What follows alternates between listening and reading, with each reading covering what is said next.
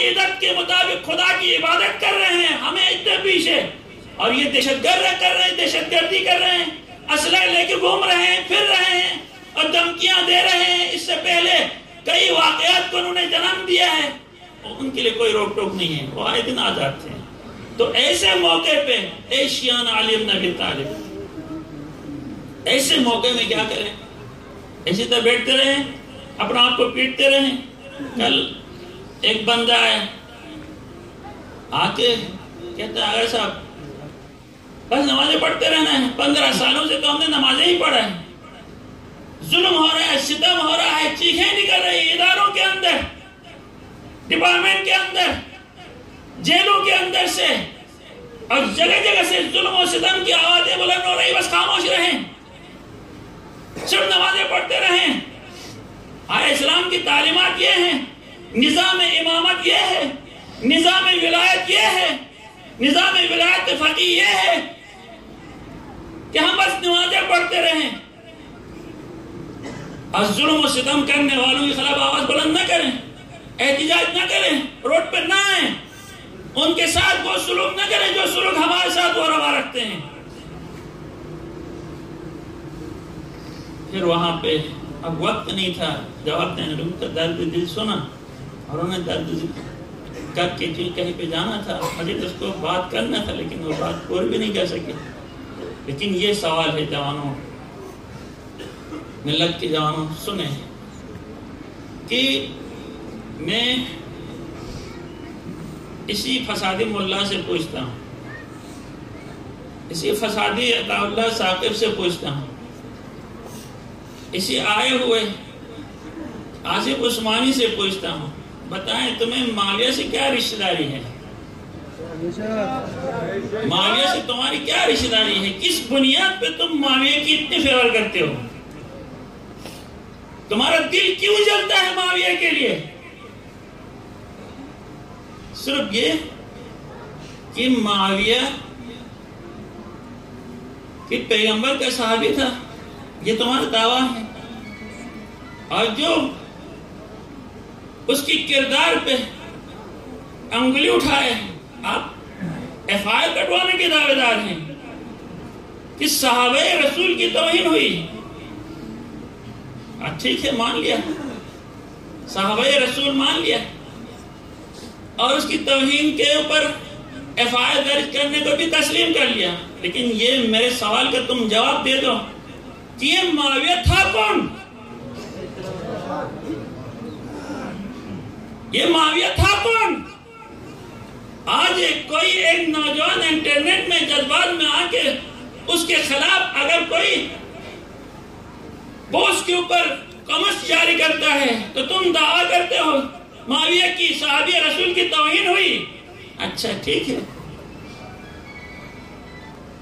اس بات پہ آپ نے اتنا شور مچایا، آج سوشل میڈیا میں صرف تمہاری باتیں چل رہی ہیں، شیعوں کے اوپر ظلم و ستم ڈھانے کے لیے آپ زمینہ فراہم کر رہے ہیں۔ میں آپ سے پوچھتا ہوں، اچھا صحابی رسول کی توہین اگر قابل جرم کوئی گناہ ہے، قابل سزا کوئی گناہ ہے، تو پھر یہی جرم معاویہ بار بار کرتے رہے ہیں، یہی جرم یہی معاویہ بار بار کرتے رہے ہیں۔ آپ سب نہیں جانتے ہیں جنگ صفین کس کس کے درمیان واقع ہوئی ہے؟ جنگ صفین کس کس کے درمیان واقع ہوئے؟ آپ سب کا دعویٰ ہے خلفاء راشدین 4 ہیں، ان 4 میں سے چوتھا خلیفہ راشد امیر المومنین ہے۔ آپ کا عقیدہ ہے، آپ کا ایمان ہے اس بات پہ، چوتھا خلیفہ راشد، اس زمانے کا حاکم، اس زمانے کا پیغمبر کا خلیفہ بھی، پیغمبر کا جانشین بھی، پیغمبر کا داماد بھی، صحابی رسول بھی، اور افضل صحابی جس کے شان میں اتنی ساری آیات نازل ہوئی ہیں، اسی علی کے خلاف اسی معاویہ نے 40 سال اسی شام کے منبروں سے لان تان کروایا ہے، اور پھر اس کی حکومت سے بغاوت کا اعلان کر دیا، امیر المومنین کی حکومت سے، حاکم وقت کی، جو آپ کہتے ہیں اطیعوا اللہ واطیعوا یہ اولی الامر سے مراد حاکم وقت لے لیں، ہمارے عقیدے کے مطابق امام وقت لے لیں، تو آپ کا عقیدہ ہمارا عقیدہ دونوں آ کے امیر المومنین کی خلافت کے وقت آ کے ایک ہی مصداق پیدا کر لیتے ہیں۔ یہ امیر المومنین اطیع اللہ و اطیع الرسول و اولی الامر ہے میرے عقیدے کے مطابق بھی، آپ کے عقیدے کے مطابق۔ اب اولی الامر کے خلاف بغاوت اسی معاویہ نے شام میں کیا، اور نتیجے میں جنگ صفین واقع ہوئی، علی کے مقابلے میں آ کے کھڑے ہو گئے ہیں، اور کتنے صحابی رسول اسی کے ہاتھوں شہید ہوئے۔ کتنے صحابی رسول؟ ان صحابی رسول میں سے ایک صحابی، نامآور صحابی، جناب عمار یاسر، جس کے بارے میں رسول خدا نے کہا تھا اے عمار تمہیں ایک گروہ باغی قتل کرے گی، ایک باغی گروہ۔ یہ شیعہ سنی دونوں کتابوں کے اندر یہ روایت موجود ہے، ایک باغی گروہ تمہیں قتل کر دے گی۔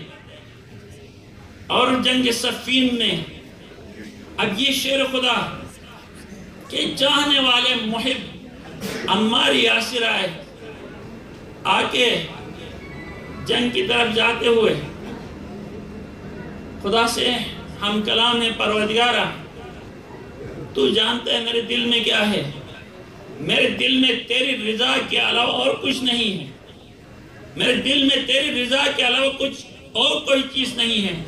اگر تو حکم دے دے دریا میں چھلانگ لگانے کی، تیری رضا اس میں ہے تو میں دریا میں چھلانگ لگانے میں دریغ نہیں کروں گا، اور اگر تو حکم دے اپنی تلوار سے اپنے آپ کو چاک کروں، اگر تیری رضا اس میں ہے تو میں اپنی تلوار کو اپنے پیٹ پہ مارنے میں دریغ نہیں کروں گا۔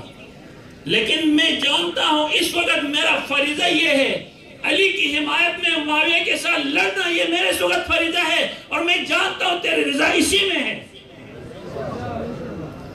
میں جانتا ہوں تیری رضا اسی میں ہے، میں یہ جانتا ہوں۔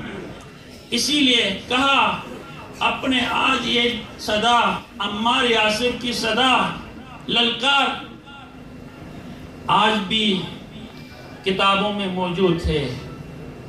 اپنے لشکریوں سے جو ساتھ تھے ان سے کہا اے لوگوں آ جاؤ میرے ساتھ، تم میں سے جو واپس اپنے گھر نہیں جانا چاہتے، تم میں سے جو واپس اپنے مال کی طرف نہیں جانا چاہتے وہ میرے ساتھ آ جائے۔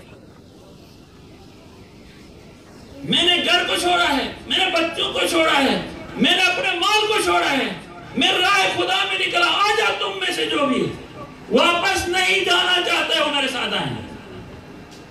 اور پھر گئے اور ایسی بے جگری سے لڑنے کے بعد جب زمین پہ آئے، مولا امیر المومنین کو جب خبر ہوئی کہ عمار زمین پہ آئے ہیں، امیر المومنین دوڑتے ہوئے عمار یاسر کے سرانے پہ پہنچ گئے، اور عمار یاسر کے سر کو اپنے گود میں اٹھایا۔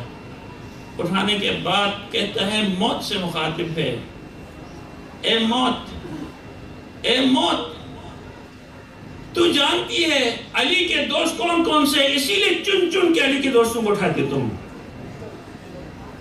تو جانتی ہے علی کے دوست، علی کے چاہنے والے کون کون سے ہیں۔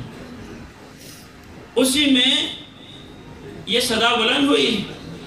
عمار یاسر کی شہادت کے بعد دونوں فریقین کے اندر یہ صدا بلند ہوئی کہ رسول خدا کی حدیث یاد آئی۔ رسول خدا نے فرمایا تھا کہ عمار یاسر کو ایک باغی گروہ، ایک تاغوت گروہ قتل کر دے گا۔ تو آج یہ ہم شامیوں کے ہاتھوں رسول خدا کا یہ صحابی شہید ہوا ہے، تو ہم باغی ہیں۔ اور انہوں نے جا کے معاویہ کے پاس احتجاج کیا، تو معاویہ نے کس طریقے سے ان کو دھوکہ دیا، کہا ہم اس کے قاتل نہیں ہیں، اس کا قاتل علی ہیں، وہ گروہ باغیہ ہیں۔ کہا کیسے، وہ تو ہمارے ہاتھ سے مارا گیا۔ کہا علی اگر اس کو لے کے یہاں پہ نہ آتے، علی اس کو لے کے یہاں پہ نہ آتے تو یہ قتل نہیں ہوتا، علی باعث بن گئے اس کے قتل کا، لہذا علی والے گروہ باغی ہیں۔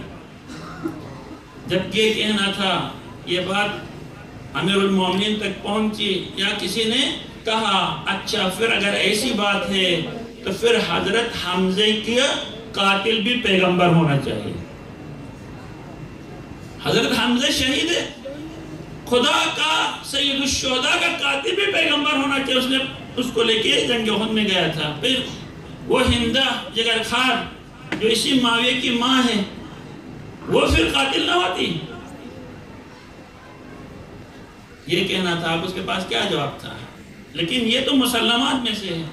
اے فسادی ملاؤ، جواب دو، جس صحابی رسول کے توہین کے نام پہ اتنا تماشا کھڑا کر دیتے ہو، اس صحابی نے نہ صرف دوسروں کو برا بلا کہا ہے، خود امیر المومنین زمانے کے وقت کے ساتھ جنگ کی ہے، صحابی رسول عمار یاسر کو قتل کیا ہے۔ اب اس کے بارے میں تمہارا کیا خیال ہے؟ اس کے بارے میں تمہارا کیا خیال ہے؟ اگر تمہاری آنکھوں میں حقیقت کے عینک ہوتی، تم آنکھیں حقیقت سے بند نہ کیے ہوتے، تمہیں سمجھ میں آتی کہ حاکم وقت کے خلاف بغاوت کرنے والے کا مقام کیا ہے، وہ بھی امیر المومنین جیسا، تو پھر تمہیں سمجھ میں آتی، تمہارے اوقات تمہیں یاد آتی۔ اسی معاویہ کا بیٹا یزید ہے، یزید کا بیٹا پھر معاویہ ہے، جس کو معاویہ ثانی کہتے ہیں۔ سنیں، جو بندہ حقیقت کو دیکھتا ہے، حقیقت کو جانتا ہے، حقیقت کا اظہار بھی کرتا ہے، اور خدا ہمیں یہ توانائی دے کہ ہم حقیقت کو مان لیں، حقیقت کو قبول کریں، حقیقت کا اظہار کریں، یہ توانائی ہمیں دے کہ ہم ہر قدم قدم پہ حقیقتوں سے ہمارا آمنا سامنا ہوتا ہے، ہر قدم قدم پہ، لیکن ہم اس قدم پہ اپنی آنکھوں کو جھکاتے ہیں، کوئی بڑی حقیقت سے منہ چھپاتا ہے، کوئی چھوٹی حقیقت سے منہ چھپاتا ہے۔ لہذا اسی معاویہ کا پوتا ہے، معاویہ ثانی کہتے ہیں۔ جب یزید کی واصلت جہنم ہونے کے بعد جب یہ خلیفہ وقت مقرر ہوا معاویہ ثانی، ابھی زیادہ عرصہ نہیں گزرا تھا، چند ہی مہینے یا چند دن گزرے تھے، اپنے بسترے پہ لیٹے ہوئے تھے، دو کنیزیں اس کے ساتھ رہتی تھیں۔ ایک کنیز کا تعلق شیخ خاندان سے گھرانے سے تھا، شیخ گھرانے میں تربیت پائی ہوئی کنیز تھی۔ ایک کا تعلق جو ہے ان کے اپنے شامیوں کے ہاں تربیت پائی ہوئی تھی۔ یہ دونوں، اس نے اپنے ہاتھ چھپایا ہوا تھا، یہ دونوں بیٹھ کے آپس میں گفتگو کر رہی تھی۔ ایک کنیز جو شامی تھی، اس نے دوسرے والی جو کنیز مومنہ تھی اس سے کہتی ہے کہ یزید مجھے تم سے زیادہ چاہتا ہے، اور دن میں 5 دفعہ مجھ سے ملاقات جب تک نہیں کرتا اس کو چین نہیں آتا۔ یہ کہنا تھا، تو اس مومنہ کنیز، دیکھیں حق کا اظہار اسی طرح کیا جاتا ہے کہ تم بھی اور یہ تم دونوں کے دونوں جہنم میں ہو، تم دونوں کے دونوں جہنمی ہو۔ یہ کہنا تھا، کیونکہ وہ آنکھیں بند کر کے ان کی گفتگو سن رہا تھا، کہتا ہے مجھے بڑا تیش آیا کہ تلوار سے گردن اڑا ہوں، لیکن میں نے سوچا تھوڑی سی دیر سنو یہ کیا کہتی ہیں آپس میں۔ پھر اس شامی جہنمی کنیز نے اس سے مومنہ کنیز سے پوچھا کیسے میں اور یہ معاویہ جہنمی ہیں؟ تو اس نے کہا کہ اس